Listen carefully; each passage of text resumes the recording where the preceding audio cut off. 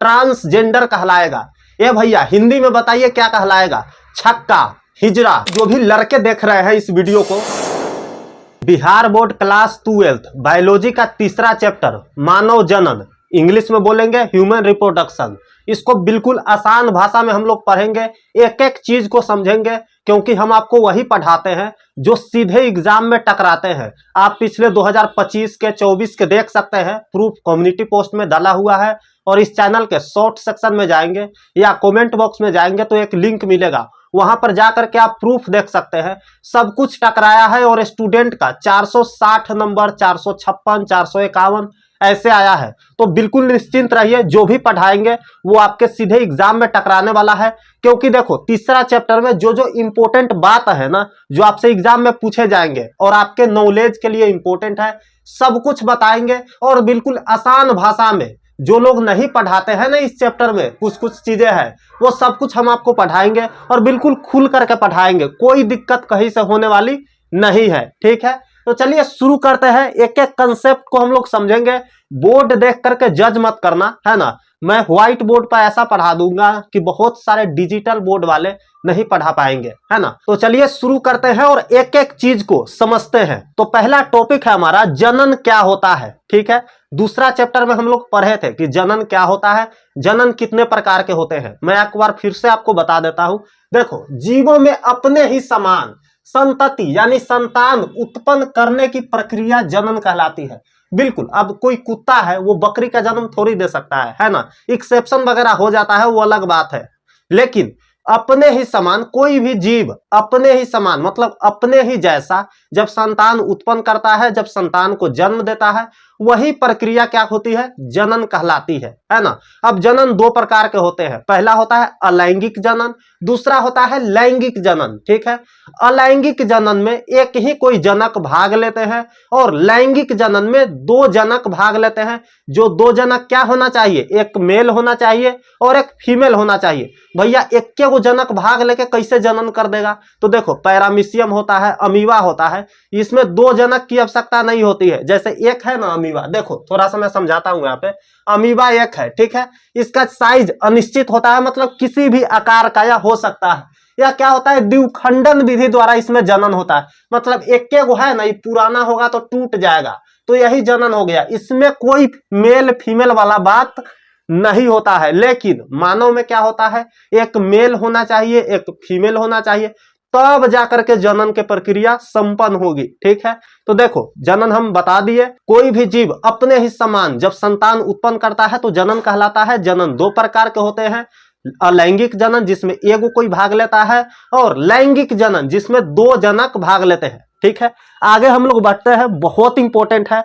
दूसरा टॉपिक है हमारा नर जनन। देखिए, अब नर जनन और मादा जनन दोनों हम लोग पढ़ेंगे। इस चिन्ह के नीचे हम लोग स्त्री जनन के बारे में पढ़ेंगे और इससे ऊपर नर जनन के बारे में हम लोग पढ़ेंगे, ठीक है। तो नर जनन देखिए, मुख्य अंग होता है नर जनन में। अब कोई नर जनन के प्रक्रिया में भाग लेता है तो मुख्य अंग कौन कौन सा होता है जो अपना अपना कार्य करता है, ठीक है। तो देखिए, पहला होता है वृषण, ठीक है। अब वृषण क्या होता है हम लोग डिटेल्स में पढ़ेंगे। देखो, मेल में वृषण दो होते हैं, है ना, एक जोड़ा वृषण पाया जाता है ना। लिंग के जस्ट नीचे होते हैं। पूरा डिटेल्स में हम बताएंगे आगे बढ़ने पर, ठीक है। पहले हम मोटा मोटी ऊपर समझते हैं कौन कौन सा जो मुख्य अंग होता है, सहायक अंग होता है, तब हम लोग नीचे डिटेल्स में उसको पढ़ेंगे, ठीक है। तो देखिए, जो मुख्य अंग होता है वो होता है वृषण, ठीक है। अब वृषण क्या होता है हम लोग आगे देखते हैं। सहायक अंग होता है अधिवृषण, शुक्रवाहक नालिकाएं, वृषण कोश और शुक्राशय, ठीक है। क्या होता है ये सब भैया? तो आगे हम लोग पढ़ेंगे ना, सब्र रखो, आगे हम लोग देखते हैं। मुख्य या प्राथमिक अंग होता है वृषण, ठीक है। अब वृषण जो होता है ना, मुख्य अंग होता है, यानी जनन की प्रक्रिया में इसका सबसे बड़ा रोल होता है, क्योंकि इसी में ना शुक्राणु का निर्माण होता है और यहीं से शुक्राणु अंडाणु से जाकर के मिलता है जो मादा में पाया जाता है ना। स्त्री में जो अंडाणु पाया जाता है, अब आपसे पूछेगा शुक्राणु किस में पाया जाता है, तो नर में पाया जाता है ना। और अंडाणु स्त्री में पाया जाता है, यानी मादा में पाया जाता है। जब शुक्राणु अंडाणु से जाकर के मिलता है तब जाकर के निषेचन की क्रिया संपन्न होती है और तब जाकर कोई बच्चा जन्म लेता है, ठीक है। आगे हम लोग देखते हैं। तो देखो, वृषण क्या होता है? वृषण मेन होता है ना, जो जनन के प्रक्रिया में भाग लेता है नर वाला सेक्शन में, ठीक है। पुरुषों में एक जोड़ी यानी दो वृषण उदर गुहा से बाहर थैली नुमा संरचना में पाए जाते हैं। बिल्कुल एक जोड़ा पाया जाता है यानी दो पाया जाता है। एक जोड़ा का मतलब क्या हुआ? दो, ठीक है। और जो वृषण होता है ना वो अंडे की आकार का होता है, ठीक है। आगे हम लोग पढ़ेंगे। वृषण जो होता है अंडे के आकार का होता है और लिंग के जो मेल लिंग होता है उसके जस्ट नीचे पाया जाता है। आगे हम लोग देखते हैं वृषण एक अंडाकार 4 से 5 सेंटीमीटर लंबा व 2 से 3 यहाँ पे सेंटीमीटर है, 2 से 3 सेंटीमीटर चौड़ा होता है। यह बाहर से 2 झिल्ली से घिरा होता है। बिल्कुल देखो यह कितना सेंटीमीटर लंबा होता है? 4 से 5 सेंटीमीटर लंबा होता है। जो वृषण होते हैं जो अंडे के आकार के हमने बताया ना, यहाँ पे 4 से 5 सेंटीमीटर क्या होता है? इसका लंबाई होता है, ठीक है। और 2 से 3 सेंटीमीटर होता है इसका चौड़ाई होता है, ठीक है। यह बाहर से 2 झिल्ली में घिरा होता है और यह दोनों दिखाई नहीं देता है, ठीक है। बाहर से 2 झिल्ली में होता है यानी इसको पैक करके रखता है, ठीक है। लिंग के जस्ट नीचे यह पाया जाता है, हमने पहले भी बताया है। और यह दोनों वृषण को पैक करके एक झिल्ली में रखा जाता है, ठीक है। आगे हम लोग इसको डिटेल्स में पढ़ेंगे। अब आगे हम लोग देख लेते हैं वृषण कोश, ठीक है। वृषण जिस थैली नुमा संरचना में उपस्थित होता है, वृषण जो होता है जिस थैली नुमा संरचना, ठीक है, मैंने पहले ही बताया है। देखो ये अंडे की आकार का 2 वृषण हो गया, ठीक है। और यह थैली नुमा संरचना में पाया जाता है, ठीक है। यह थैली नुमा संरचना में पाया जाता है, उसी को क्या बोलते हैं? वृषण कोश बोलते हैं। आगे देखिए उसे ही वृषण कोश कहते हैं। इसको क्या बोलेंगे हम लोग? वृषण कोश। और ये हो गया हमारा वृषण, ठीक है। यह हो गया वृषण। अब यही जो होता है ना जनन की प्रक्रिया में मेन रोल निभाता है, हम आपको पहले ही बताया है। और जिस मेल में यह वृषण नहीं है वह क्या कहलाएगा भैया? आप लोग समझ ही रहे हो क्या कहलाएगा भैया, बताइए ना। ट्रांसजेंडर कहलाएगा। ये भैया हिंदी में बताइए क्या कहलाएगा? छक्का, हिजड़ा, यही कहलाएगा, ठीक है। इसीलिए हम बोल रहे हैं कि जो भी लड़के देख रहे हैं इस वीडियो को, क्रिकेट वगैरह खेलने जाते हैं या कोई भी कार्य करते हैं उसमें आप अपने वृषण की रक्षा कीजिए, ठीक है। अगर यह आपका गया तो सोच लो आप भी वही कहलाओगे जो मैंने कुछ देर पहले बोला है ना। तो इस चीज को आप बचा करके रखिए। यही जनन प्रक्रिया में मेन रोल निभाता है। किस वाले केस में? मेल वाले केस में। वृषण शरीर से बाहर इसलिए उपस्थित होता है। देखो वृषण जो होता है शरीर से बाहर होता है। आप लोग बोलोगे कि ये भैया जो वृषण होता है वो पेट के अंदर क्यों नहीं होता है? लॉजिक वाली बात है ना। बहुत सारे चीजें हैं, हमारे जो भाग है शरीर के, बहुत सारे अंग है जो पेट के अंदर होते हैं, लेकिन वृषण जो होते हैं वो बाहर लटका हुआ होता है लिंग के नीचे, ठीक है। तो ये अंदर क्यों नहीं होता है? लॉजिक वाली बात है ना। तो देखो क्यों नहीं होता है, यहाँ पे हम लिख दिए हैं। वृषण शरीर से बाहर इसलिए होता है, इसलिए उपस्थित होता है जिससे वृषण का तापमान शरीर के तापमान से 2 डिग्री सेल्सियस से 3 डिग्री सेल्सियस कम हो, है ना। जो आपका वृषण होता है ना, जो वृषण होता है उसको ज्यादा डिग्री सेल्सियस नहीं चाहिए जितना आपको शरीर को चाहिए। अब देखो पेट के अंदर ना ज्यादा डिग्री सेल्सियस पाया जाता है ना। पेट के अंदर ज्यादा डिग्री सेल्सियस पाया जाता है, लेकिन वृषण को उतना डिग्री सेल्सियस नहीं चाहिए, उससे 2 से 3 डिग्री सेल्सियस कम चाहिए। इसीलिए शरीर के बाहर वृषण पाया जाता है। अगला टॉपिक है हमारा शुक्राशय। देखो यहां हम इसलिए लिख दिए हैं क्योंकि बोर्ड पर काफी जगह कम था और आपको भी पता है कि हम कम समय में पूरा चैप्टर खत्म कर देते हैं और एक एक चीज समझा देते हैं। इस वीडियो के लास्ट में आप जाओगे ना तो आपको सारा कुछ समझ में आ गया होगा। अभी आपसे पूछेंगे वृषण की लंबाई कितना होता है, चौड़ाई कितना होता है, तो अब भले ही आपको याद ना हो लेकिन देख करके आप बता दोगे। और अगर आप नोट कर रहे हो तो आप बहुत अच्छा है, आपको आगे काम आएगा, ठीक है। इसीलिए मैं बता रहा हूं कि इस चैनल पे सब कुछ आपको आसान भाषा में पढ़ाया जाएगा। तो इस भैया वाले चैनल को सब्सक्राइब करके सपोर्ट कर सकते हैं।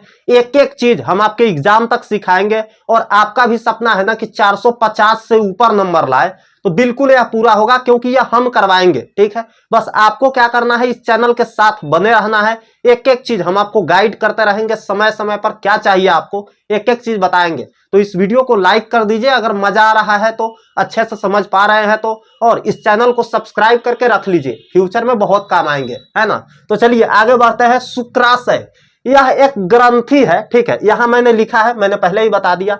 शुक्राशय यह एक ग्रंथि है जिसमें शुक्राणु लंबे समय तक सुरक्षित रहते हैं और इनका पोषण होता है। अब देखो यह एक ग्रंथि होता है, मान लो इस प्रकार के, ठीक है, इस प्रकार के ग्रंथि होता है जिसमें बहुत सारा शुक्राणु होते हैं, ठीक है, इसमें शुक्राणु का पोषण होता है, ठीक है, इसमें शुक्राणु का क्या होता है, पोषण होता है, और यह शुक्राणु इसी में सुरक्षित रहते हैं, है ना। यह जनन के समय या निषेचन के समय बोल सकते हो, उस समय बाहर आता है ना, मैथुन के क्रिया के समय। आगे हम लोग पढ़ेंगे, ज्यादा खोल करके हम नहीं बता रहे हैं, लेकिन एक एक चीज समझना आपको भी जरूरी है, ठीक है।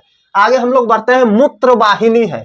मूत्रवाहिनी क्या होता है, यह मूत्र तथा शुक्राणुओं को बाहर निकालने की एक नली होती है। अब देखो जो लिंग होता है, मेल लिंग होता है, उसमें एक ही नली होता है, ठीक है, एक ही नली होता है जिससे मूत्र और शुक्राणु बाहर आते हैं, ठीक है, एक ही नली होता है, दो नली नहीं होता है, मूत्र और शुक्राणु दोनों एक ही नली से बाहर आते हैं, ठीक है। तो यहीं पर हमारा मेल रिप्रोडक्शन यानी नर जनन समाप्त होता है। अब हम लोग पढ़ेंगे फीमेल रिप्रोडक्शन, ठीक है, जो स्त्री जनन तंत्र होता है, इसके बारे में हम लोग देखेंगे। तो देखिए जो स्त्री जनन तंत्र यानी जनन के अतिरिक्त भी कई कार्यों का निर्वहन करती है। जो स्त्री जनन तंत्र होता है वो जनन के अलावा भी कई कार्यों का निर्वहन करती है, वो हम लोग जैसे में यहाँ पर देखेंगे, निषेचन, भ्रूण का विकास, गर्भाधारण, दुग्धन आदि, जो एक मेल नहीं कर सकता है ना, एज कंपेयर टू मेल।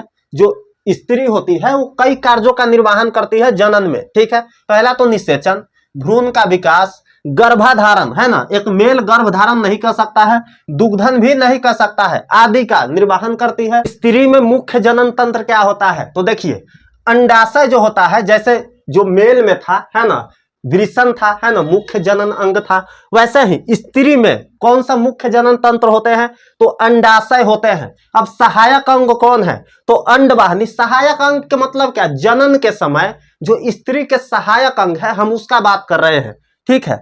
तो सहायक अंग क्या होगा, तो अंडवाहिनी, गर्भाशय, योनि आदि, ठीक है। जो सहायक अंग होते हैं, अंडवाहिनी होते हैं, गर्भाशय होते हैं, योनि होते हैं, आदि होते हैं, ठीक है। इसके अलावा भी मतलब कई होते हैं, जो तीन था वो मुख्य हम लिख दिए हैं। अंडाशय क्या होता है, तो यह मादा का प्राथमिक लैंगिक अंग है, ठीक है। जो स्त्री में प्राथमिक लैंगिक अंग होते हैं वो अंडाशय ही होते हैं, ठीक है। जो अंड का निर्माण व स्टेरॉइड हार्मोन का उत्पादन करता है, ठीक है। जो अंडाशय होते हैं वो अंड का निर्माण, अब देखिए ऑब्जेक्टिव में पूछा जाएगा, बहुत सारे क्वेश्चन मैंने बताया है ऊपर भी, जैसे कितना सेंटीमीटर लंबा होता है वृषण का, है ना, साइज, ये सब ऑब्जेक्टिव में आते हैं। तो एक एक चीज आप नोट कर लीजिए, ठीक है। अगर आप याद नहीं कर पाएंगे लंबे समय तक, आप मशीन थोड़ी है ना, भूल जाएंगे दूसरा वीडियो देखेंगे तो, इसलिए एक एक चीज नोट कर लीजिए, बहुत काम आएगा, ठीक है, एग्जाम के समय। तो देखिए यहाँ पे यह मादा का प्राथमिक लैंगिक अंग है जो अंड का निर्माण और स्टेरॉइड हार्मोन का उत्पादन करता है। कौन करता है, अंडाशय करता है। यह 2 से 4 सेंटीमीटर लंबी, 1.5 सेंटीमीटर यानी 1.5 सेंटीमीटर चौड़ी तथा लगभग 1 सेंटीमीटर मोटी बादाम के आकार की संरचना होती है। क्या, किसका बात कर रहे हैं हम लोग, अंडाशय का बात कर रहे हैं।